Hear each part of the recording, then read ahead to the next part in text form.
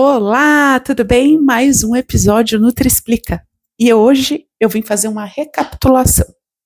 Nos últimos 2 episódios, a gente falou sobre 2 coisas importantes. A primeira é que a obesidade ela começa muito antes do real ganho de peso.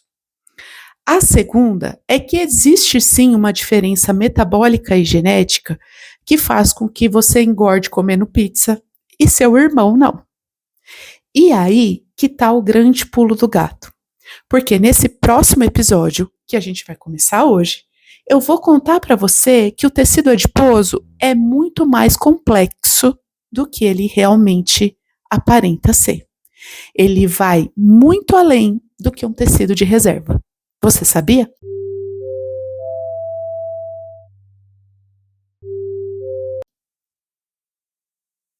Então vamos lá. Você acredita que durante décadas a gente tratou o tecido adiposo como se fosse um tecido somente de reserva? E isso, gente, é normal dentro da pesquisa básica da medicina, é factível. Por quê? Porque as teorias elas vão evoluindo.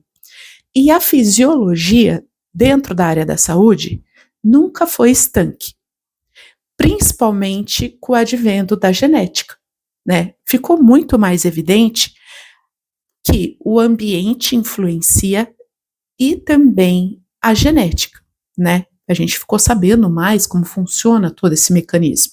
É isso que eu quero dizer. Mas existe um ponto novo, descoberto há pouco tempo, que nem pãozinho francês quando sai da padaria. O tecido adiposo tem uma função endócrina. Ai, o que é endócrino, Nutri? A gente está falando de hormônios, tá? E hormônios, como eu vou explicar para vocês? Vamos pensar que hormônio funciona como uma cartinha. Uma carta não, isso é muito antigo. Vamos falar que ele funciona como um e-mail sendo enviado e que ele faz a comunicação entre um tecido e outro com a informação que eu quero que aconteça. Então, por exemplo, o hormônio da tireoide, certo? Ele conversa com quais tecidos? O hormônio da tireoide, ele vai conversar com o cérebro, ele vai conversar com o tecido adiposo, ele vai conversar com o pâncreas, ele vai conversar com o fígado, ele vai conversar com as adrenais, e assim vai. Dá para entender que, então, um e-mail, ou seja, um hormônio, tem múltiplas funções, atinge diversos tecidos diferentes. Por isso que é um grande erro nas redes sociais quando a gente fala de um determinado conceito de fisiologia e olha para ele em linha reta. Tendo esse discurso, já é um discurso falho. Toda ação ela é arbórea, ou seja, de um ponto eu tenho vários ramos e várias ações. E aí, o que é a função do tecido adiposo? Vamos pensar?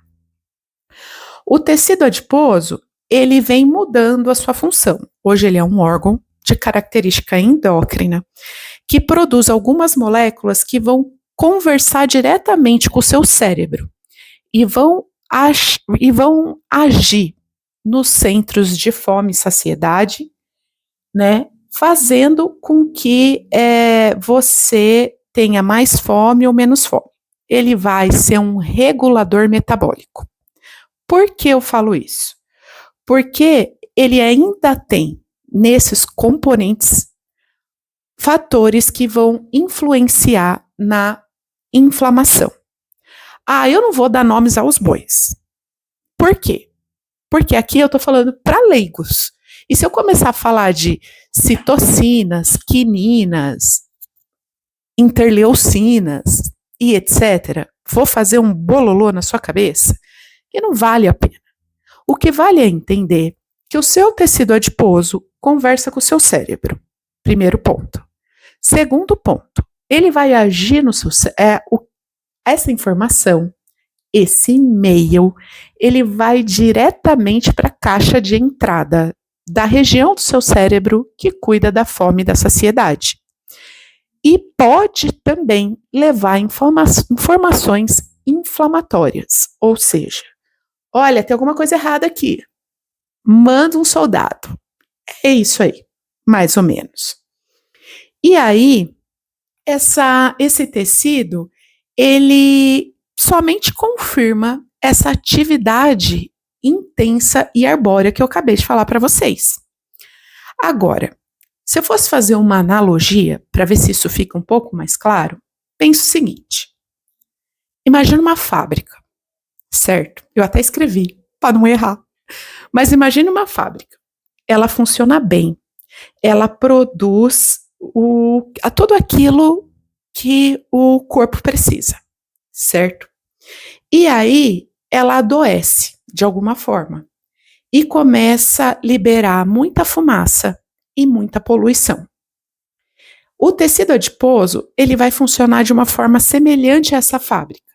Enquanto ele está saudável, ele mantém o equilíbrio metabólico do organismo.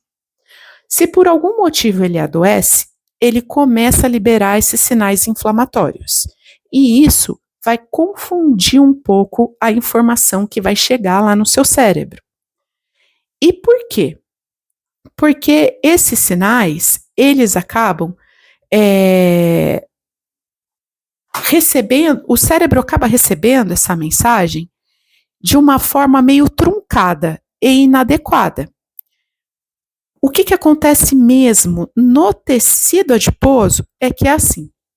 O tecido adiposo que você tem aí, o número de células, vamos pôr assim, é a mesma desde a sua infância. Conforme você foi engordando, essas células foram esticando. Esse esticar de parede celular liberou sinais que chamaram células do sistema imune de defesa para dentro desse tecido. E isso fez uma conversão.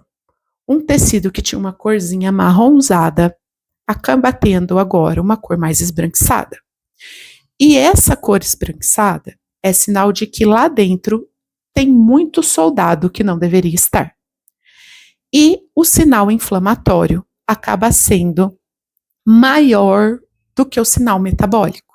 E o que chega lá no cérebro é um sinal de inflamação que confunde o sistema de fome e saciedade. Então, é como se ele contasse para o seu sistema que você está precisando de mais energia. E, na verdade, você não está. Só que ele fica o tempo inteiro falando isso, o tempo inteiro reforçando essa ação. E aí, o que acontece?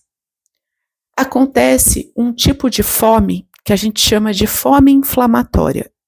Ela não vem sozinha, tá? Ela tá junto com a sua fome fisiológica, junto com uma fome emocional, mas ela tem uma característica muito, muito exclusiva. Ela vai sempre te induzir a querer comer coisas mais calóricas, ou seja, que tem maior aporte energético. Por quê? Porque o corpo entende que ele precisa dar um jeito naquele aporte de energia que está sendo pedido. Então, se você não come, ele faz com que você coma, tá? Ah, mas você está sendo muito generalista? Tô. Cada caso é um caso. Mas, de forma geral, é isso que ele está querendo fazer. Normalmente, está associado a um comportamento que a gente chama de grooming, ou comportamento beliscador. Eu estou sempre ali, ó, procurando uma coisinha. Está associado a um comportamento de ansiedade? Sim. Lembra que a gente está falando do cérebro? E lembra que eu falei que é uma sinalização arbórea? Chega em vários pontos. Então, é essa que é a grande questão. E aí, qual que é o grande problema? É o tempo que o corpo demora para entender que aquilo está acontecendo.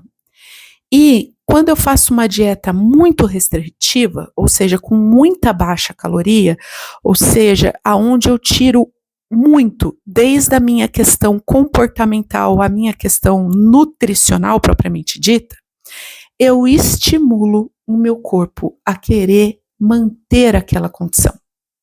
Uma coisa que tem que ficar clara: o corpo humano, ele é lento, mas não é burro, como diz uma professora minha. É muito importante a gente entender que não adianta querer enganar. O que acontece é que tem uma realidade ali que eu tenho que lidar. E que aquela mudança, ela é lenta. Quanto mais tempo eu fico em uma condição obesogênica, vamos pôr assim, mais tempo eu levo para ensinar aquele meu organismo que aquela condição mudou. E aí que tem o pulo do gato dos remédios hoje utilizados.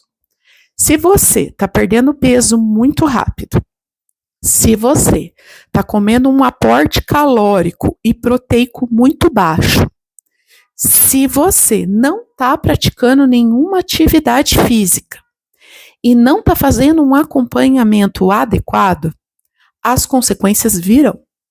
Pode ser a curto, a médio ou a longo prazo. Mas vale ficar muito atento.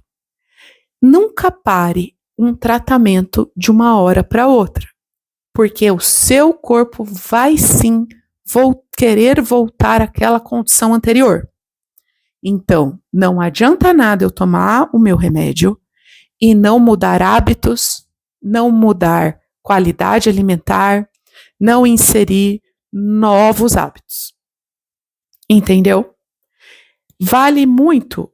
A grande mensagem, então, é que assim, a questão do tecido não é quantidade. A questão do tecido vai além disso. É qualidade daquele tecido que eu tenho ali. E tratar a obesidade não é reduzir medidas. Ponham isso na cabeça de vocês, ok? Toda vez que eu falo que eu preciso tratar peso, eu não posso, de maneira nenhuma, olhar aquilo como uma calculadora. Se eu faço isso, eu não dou tempo do meu corpo recuperar de forma saudável. E essa é a minha grande bandeira. Né? Eu acho que a gente tem que olhar para o nosso corpo com mais carinho e atenção. E esse carinho e atenção faz com que a gente saia da nossa zona de conforto. Sair da nossa zona de conforto faz com que a gente tenha medo dos resultados que a gente pode obter. E medo gera frustração. Então, cuidado. Um acompanhamento nutricional adequado, um acompanhamento médico adequado, dentro da obesidade, faz toda a diferença. E aí, o que a gente pode falar então? Para concluir, eu acho que o mais importante é a gente entender como é que acontece essa conversa com o nosso cérebro. Esse vai ser o nosso próximo episódio. A gente vai conversar sobre o que acontece com o nosso cérebro e como que faz essa conversa hormonal aí. Eu te contei uma novidade, agora está na hora de você digerir. Se ficou alguma dúvida, deixa aqui para mim nos comentários. Eu adoro responder, demora um pouquinho às vezes, mas eu respondo todos. E espero que vocês tenham gostado de mais um Nutri Explica. Um abraço.